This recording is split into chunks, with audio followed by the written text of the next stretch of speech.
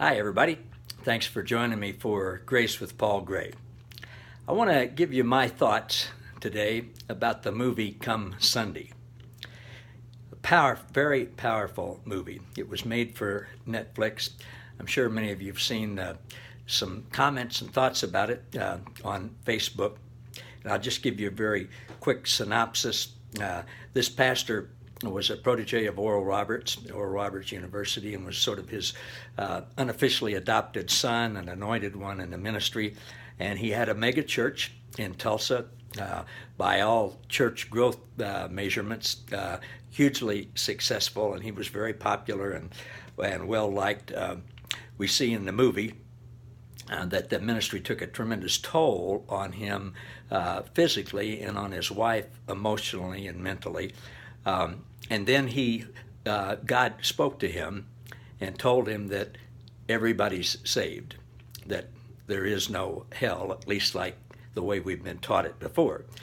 And that so gripped him, especially as he was watching videos about people starving in Africa and dying of diseases, little kids, people of all ages and stuff. And he just couldn't reconcile that within himself with God being love and God being good. And God spoke to him and said, they're all saved. And there is no hell as we've known about it. Well, he came out, I don't know how soon after that, but it appeared to be pretty soon, and said that in his church. People walked out that morning, and before long he lost about half the church, and then he got reprimanded by Oral Roberts and the other a group of pastors association nationwide and stuff. And he started losing more and more people. Eventually, they auctioned off the stuff. He lost the church building and lost his house, and was really at the bottom, and lost some of his really closest friends and people that he was in ministry with. And then towards the end of the movie, you see that he was starting to be invited back to speak in some other churches. And if you go to his website, you'll find out now that he has a ministry again, and he's really helping people with preaching the gospel of inclusion. And he's written a book. I've ordered it. I haven't read it yet, about inclusion. And there are a couple of interviews out there. One that Megyn Kelly does, I think, on ABC with him, and some others. So he's starting to have interviews now with people talking to him about what happened and everything. I just want to give you some personal relation things on it, or as the way I related personally. We didn't have a mega church like that, but we had a nice-sized, growing church with a number of ministries. And after I started teaching grace to begin with, and then unconditional love and the finished work of Jesus, and that everybody's included, our church went from 225 to 25 over the course of a few years. It really hurt.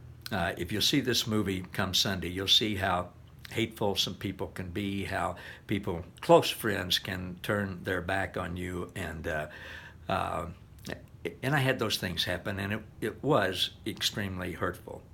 I never doubted what I was hearing from God. I never questioned God, and I never wavered in that as the church went down and now has leveled off, and God's doing some really neat things and the people that are there, and has given us a wider ministry on the internet and through some other things. But that really does hurt. And I also could relate to how it appeared that his wife felt and all of that, because that certainly happened with my wife too. Now, I want to say the one thing that I think hurts the most, now this is just for me, and I think I could identify at least with the way Bishop Carlton Pearson was portrayed in the movie.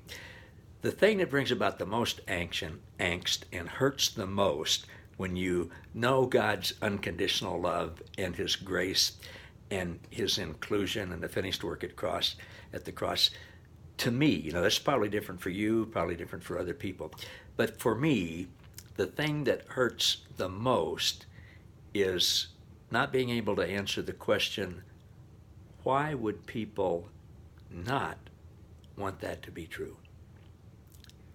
Why would people not want God to be all-loving, including everybody. Jesus' finished work at the cross being for everybody, everybody being forgiven, everybody being saved. Now, as you know, if you've listened to me before, I've tried to make very clear that people aren't going to benefit from that unless they know it and until they know it. But I believe that one day, whether it's in this life or the next week, that people will certainly have the opportunity to know that, and that God's infinitely patient, his loving kindness lasts forever, and he has all eternity to wait on someone to accept God's love. Now, will everybody do that? I certainly hope so. I hope so, and I want everybody to.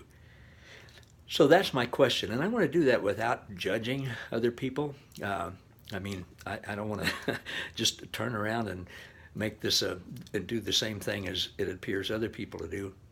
I don't know. That's so troubling.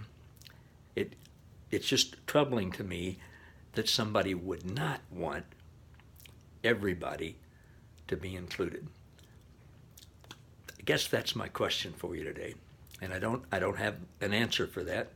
I may never have an answer for that. But that's what came to me as I saw that movie. I know a lot of you are watching it. I'd appreciate it if you'd let me know what your thoughts are. Email me at convertibleconversations@gmail.com or send me a personal message on Facebook or on the WIN platform, wherever you're getting this. I'd love to know. I'd love to have more insight on that.